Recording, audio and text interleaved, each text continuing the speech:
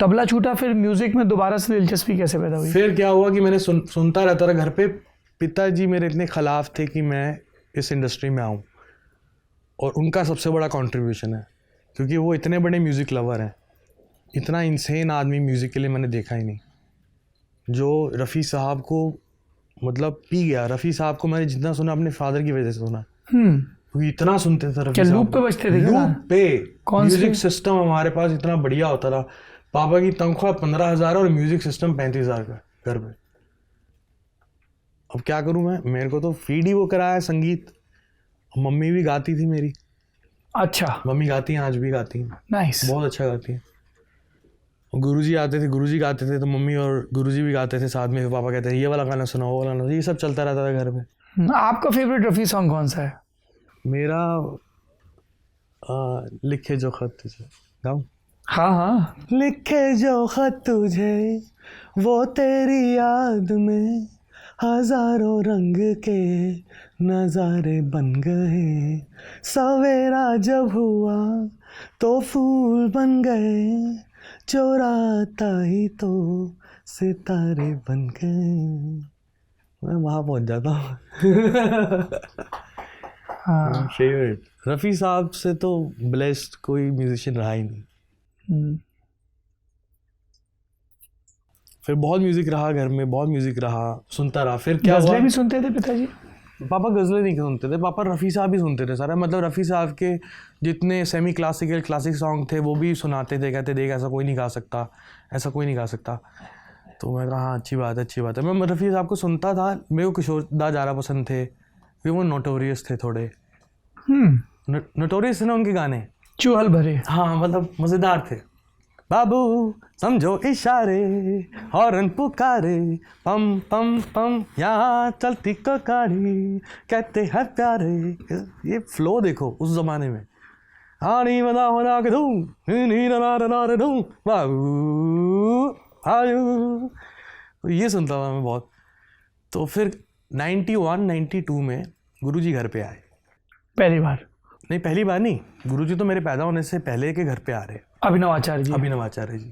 तो किसके गुरु थे वो? वो मेरे पिताजी से ट्यूशन पढ़ते थे। आपके पिताजी से ट्यूशन पढ़ते थे? क्या पढ़ाते थे पिताजी आप? उनको मैथ्स पढ़ाते थे। अच्छा। और फिर पिताजी की शादी हुई।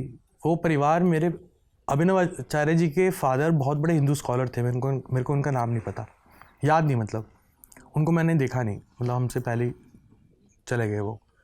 तो बहुत इंटेलेक्चुअल और बहुत रिलीजियस फैमिली से हैं अभिनव आचार्य जी, और बहुत सिंपल आदमी। अभी आप संपर्क में हैं? अरे बिल्कुल बिल्कुल। अब तो वो उनको गद्दी मिली है, गंगोत्री में एक आश्रम है वहाँ की, वो वहीं पे बैठते हैं। आप गए हैं वहाँ पे? नहीं, वहाँ नहीं मैं गया। देहरादून में भी एक आश्रम है उनका, वहाँ नहीं गया मैं। दिल्ली आते रहते हैं, वो हैं बेसिकली रोहिणी से। तो क्योंकि वो बहुत अलग जगह है, तपोवन, गंगोत्री। पापा जाते रहते हैं उनके साथ, पापा उनके साथ ही होते हैं मैक्सिमम। तो गुरुजी आए घर पे 91 92 में।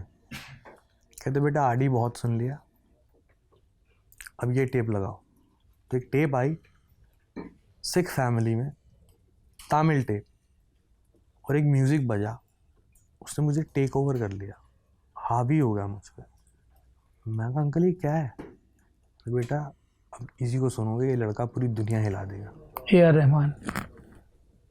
और वो तमिल में रोजा थी, और मैंने एक साल वो रगड़ दी सुन के। घिस गई कैसेट? 2 आई कैसेट, एक ख़राब होगी ना, क्वालिटी ख़त्म होगी। म्यूज़िक सिस्टम अच्छा था, उसकी क्लैरिटी ख़त्म होगी, मैं नई खरीदी एक और, मैंने घिस दी। फिर 1 साल बाद आई हिंदी में रोजा, फिर और स्वाद आया जब इजी हो रहा था गाने को। फिर मैं तो पागल हो गया उन आदमी के लिए। मतलब Rahman sir is for me is the biggest saint of music. कब मिले आप पहली बार उनसे? वो भी बड़ी अच्छी कहानी है। फिर जब मारेगी आप बोलोगे कोई बात नहीं, आप बातें तो ऐसी होती हैं। चलते हैं। जी जी। तो दुबई में एमिट्स लाउंज में मैं जाता हूँ, और मैं देखता हूँ मेरे साथ पूरा लाव लश्कर होता था लड़कों का, 15-20 लड़के। तो पूरा हवाबाजी पूरी। कौन सा साल था ये? 2013। अच्छा, 2013। तो मैं बिजनेस लाउंज में जा रहा हूँ, तो लड़के तो सारे बाहर रुक गए। तो मैं देख रहा हूँ सामने ए रहमान सर इधर को चलते हुए जा रहे। मैं पहले कांपने लग गया, मैं गया पास में, सर पैर छुए मैंने सर एक फ़ोटो हो जाएगी? Sure sure sure. फिर एक बंदा था, उसको मैंने बोला फ़ोटो खींचो, फ़ोटो खींची उसने, बस मैं मिल के निकल गया। हिम्मत ही नहीं, नाम भी नहीं बताया? हिम्मत ही नहीं, मतलब ही नहीं बनता ना, मतलब ही नहीं बनता, मतलब कोई बात ही, मैंने फ़ोटो के लिए हिम्मत जुटाई, वही बहुत थी। फ़ोटो हुई, मैं अपना निकल गया। जब जैसे ही मैं निकला, मैंने एग्ज़िट मारा तो मैंने सर को देखा भी नहीं, पीछे पीछे सर ने एग्ज़िट मारा। अब जब मैंने एग्ज़िट मारा तो मैं एस्केलेटर पर चढ़ा तो मेरे साथ मेरे 12-15 लड़के, अब मेरा लाव लश्कर देख के बाकी जितने इंडियन पाकिस्तानी लोग थे वहाँ पे वो एक्साइटेड हो गए, तस्वीरों के लिए मुझे देख के पहचान लिया लोगों ने।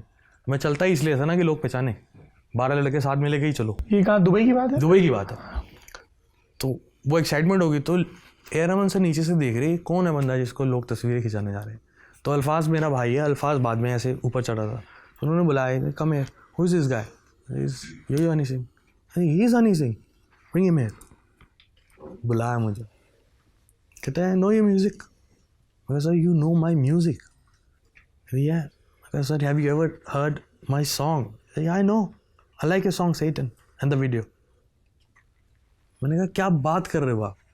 कह रहे हाँ। फिर उन्होंने मुझे ऐसी बात पूछी, फिर मैंने उनको एक गाना सुनाया, मैंने उनसे टाइम लिया, मैंने कहा ये एंट्री दे रहे हैं तो घुस जाओ। तो मैंने हेडफोन निकाले, फ़ोन में गाना सुनाया। मैं कहा सर ये गाना सुनो, मैंने बनाया एक गाना, सुना उन्होंने, बहुत अच्छा लगा उनको। कहते विच गेयर्स यू यूज़, किस सॉफ्टवेयर पे काम करते हो? ए आर रहमान मुझसे पूछ रहे हैं कि सॉफ्टवेयर। मैं सर 2003 से एसिड प्रो पे काम करता हूँ बस। कहते साउंड इज़ वेरी एनालॉग।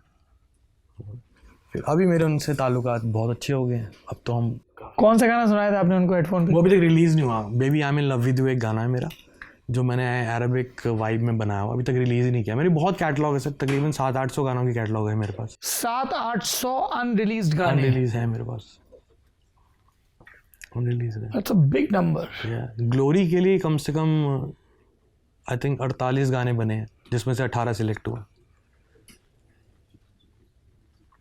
क्या क्राइटेरिया रहता है कि ये 48 से 18 का नंबर कैसे आया?